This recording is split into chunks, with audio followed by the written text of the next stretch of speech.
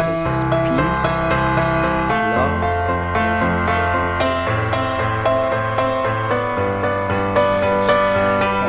Yachi.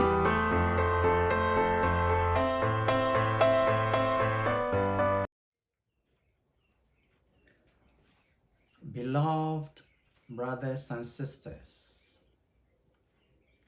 yes, today I want to talk to you on the topic of poverty. Poverty and versus riches, actually. Yes, we have the universe, the greater presence. Then we also have the mini universe. So sometimes we talk of macrocosm. Macrocosm, that means the greater universe. Then we have the microcosm, that is a smaller universe. Your very body is like a microcosm compared to the greater universe. The problem of poverty and riches. You see, between the two universes, that is the greater universe and the smaller universe. The smaller universe, of course, being your physical side, your material body. Whenever the smaller universe owes the greater universe,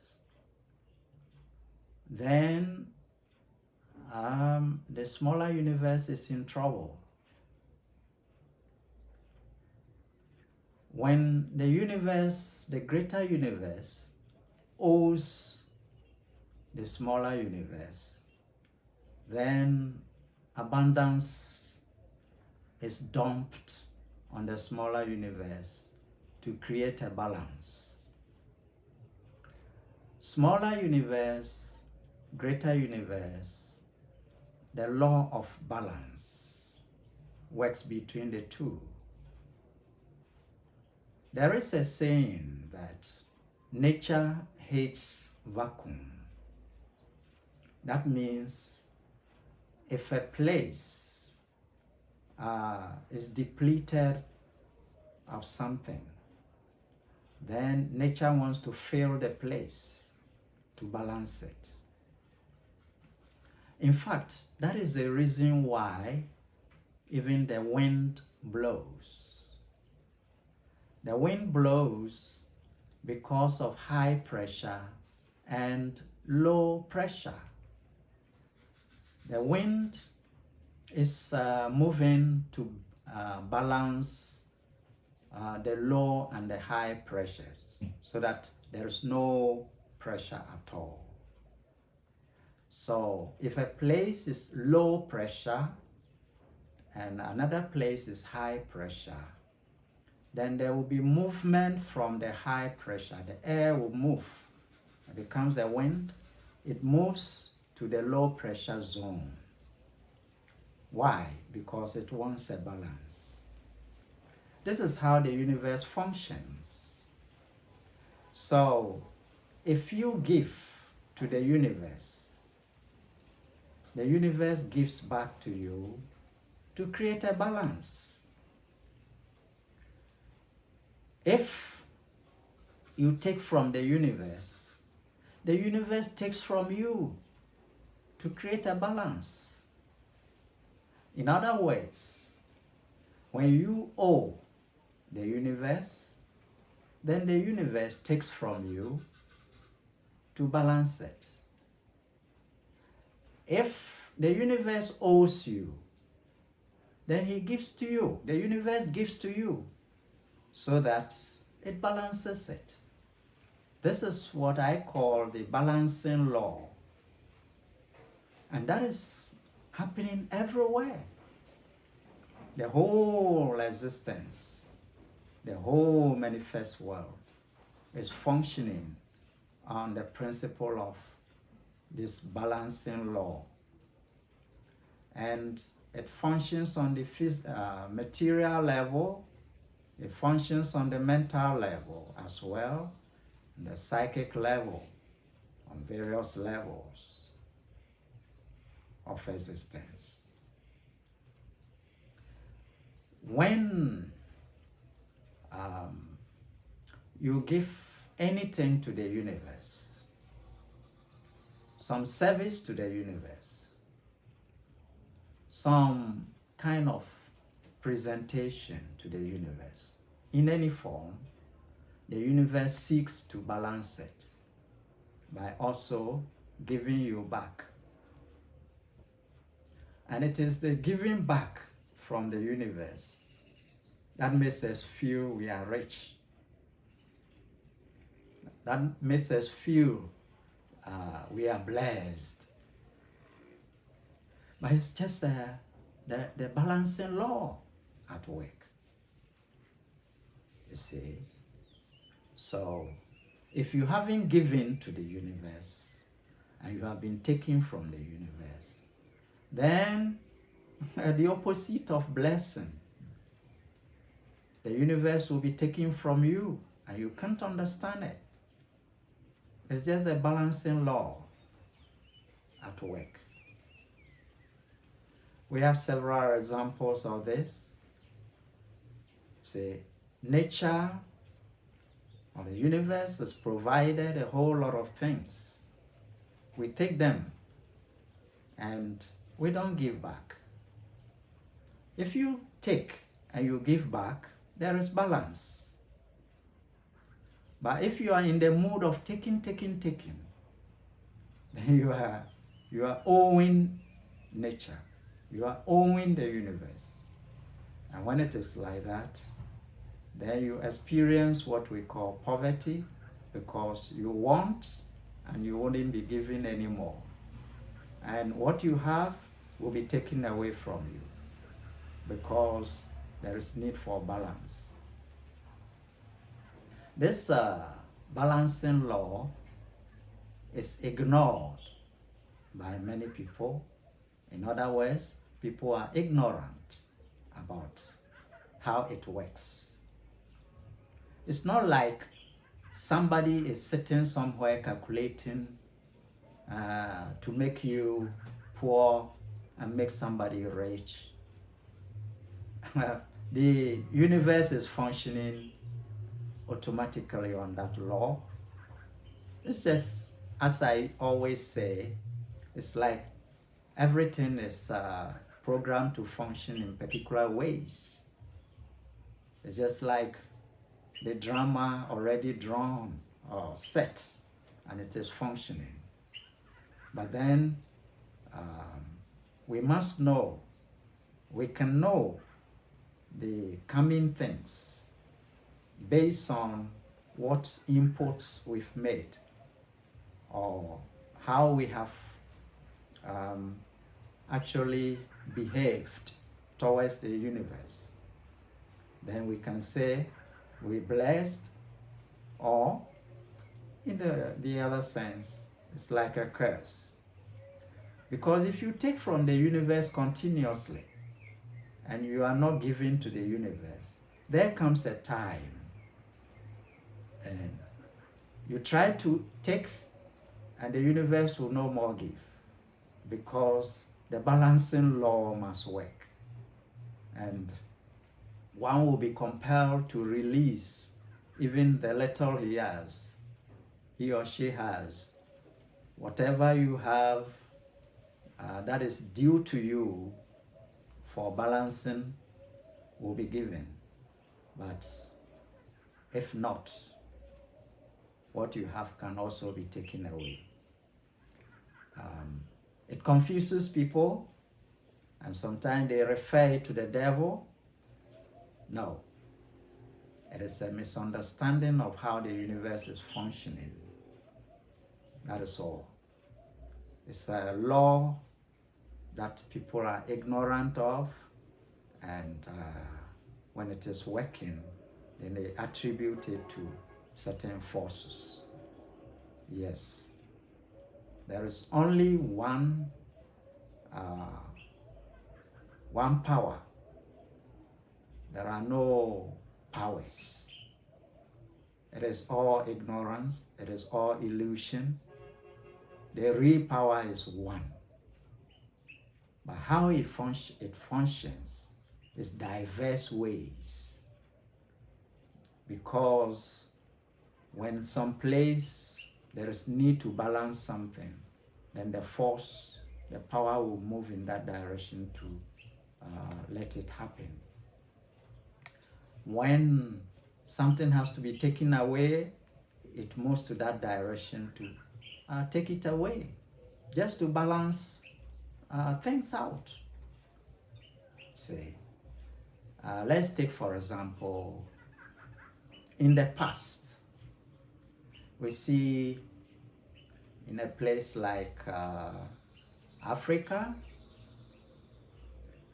nature, the universe, provided so many things.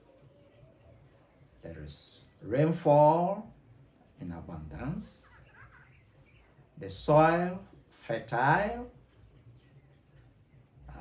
food abundant, fruits everywhere, naturally growing. We get them in the forest just by walking around. And we were taking them, eating, enjoying fresh air, warmth from the sun, and all that. So we take from nature, but we continue to want to take. And at a point, nature says, no way, no more. But what you have has to be taken from you for a balance. And then we cannot understand it. And we think it's Satan. We think it's the devil. You see, these are things we need to really get down to understand. There is a saying that necessity is the mother of invention. When people really give to nature, give to the universe, and they have less, they are gradually attracting the balancing law so that things will be given them, because they are not having and they are trying to give to nature. Necessity makes it happen that way, because they don't have the fertile soil, they don't have the fruits naturally growing in the forest, forests protecting us, so many things. The fresh water from the spring, from the rivers, the warmth from the sun, some don't have it, you see. So all these things, they actually made the people, they don't have. And for that matter, they also try, they force to do things for one another, for nature. They create the warmth by using their minds. They try to do things that will let the race or the people survive. So whatever they will do to let the people survive, it is done through giving to nature. They always do that, giving to the universe. So it gets to a point, the universe owes such people. The universe owes them. Let's take, for example, the weather gets so cold in some places. They are denied warmth, whilst warmth is given to some in another area of the world. And that time, the place gets full of ice. They cannot plant. When they plant, it won't do well. But all this don't happen in another part of the world where they are given the warmth and they have the right temperature to grow things and so on. So those who have been given, there is a saying that he who has been given much, much is required from him. So much has been given to the Africans and much is required from them. But it was not forthcoming. They never paid back. So when you don't pay back, it gets to a point nature takes away from you.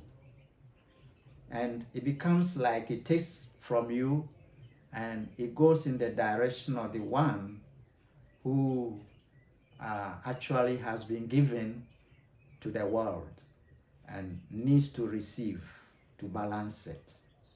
So these things are things people are ignorant about until the law balances out. It continues. The battle continues. You see, this is what is going on. Let us take this simple example. You breathe in, yes, then you take the air from the universe, you put it inside you, so you owe the universe air. You have taken it, so it's waiting for you to balance it, bring it out. And if you don't want to bring it out, you are choked, you don't feel good. It won't let you, the universe will not let you keep it just like that for too long. The universe will say, no, bring it out. And you have a strong feeling to bring it out. That is an urge from the universe. That is a prompting from the universe that you must breathe out to balance. So if you say, no, I will still not breathe out, it gets to a point it compels you to breathe out, because it's like you are dying, then you have to breathe out. That is the same thing going on. So within a whole generation, many generations, people will be taking things that nature has offered and just using it, and in a carefree way we just take it. What do we give back to nature? If we are not giving back, then nature has ways and means to take it away. And that is where we come back to our senses, that why is it everything we have is going away? Our gold is going away, everything is going away. He gave them. What do we give back to nature? In fact, it is this principle that has caused people to do sacrifices. So our Asians, they do sacrifice, or they did sacrifice, because sacrifice means giving something precious to the universe. They learnt it, they knew it through intuition or through instinct, that they must offer things to the universe. That's why we have all these festivals, and through them we offer things, rituals, we offer things to the universe. And the universe will give back. No matter what names we give to the universe, and we make it personal. We make it personal like a creature.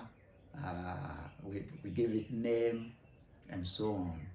And it can be a name of a river, a name of a mountain.